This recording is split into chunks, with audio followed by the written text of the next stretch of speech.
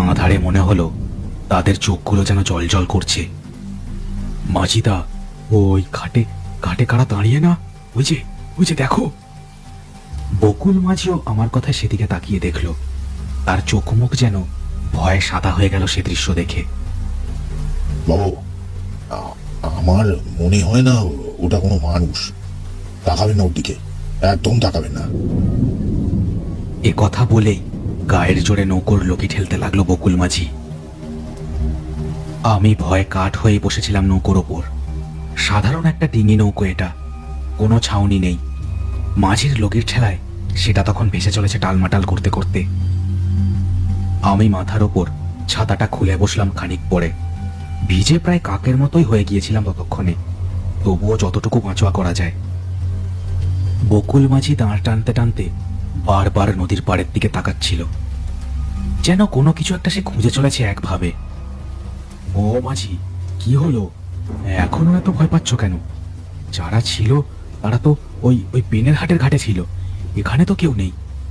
কি জানি বাবু, আমার তো সারা শরীর কাঁপছে এখনো। আপনাকে একটা প্রশ্ন জিজ্ঞেস করি। আপনি যে দেহটা ঝুলতে দেখেছিলেন, তার মুখটা কি দেখতে পেয়েছিলেন? মুখ?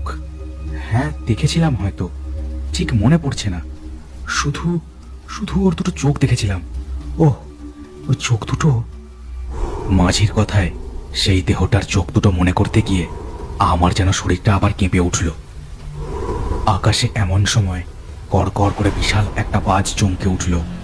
বিশ্ব চরাচর যেন ঝলসে গেল সেই আলোয়। বাজের আলোতেই দেখলাম মাঝির মুখে যেন আর কোনো ভয়ের ছাপ নেই। উল্টে তার বদলে একটা একটা কুটিল হাসি যেন ফুটে উঠেছে। কি কি হলো গো মাঝিদা? হাসছো কেন? কি হয়েছে? আপনি খুব ভয় পেয়েছেন বাবু, তাই না? আমার কিন্তু আর ভয় লাগছে না।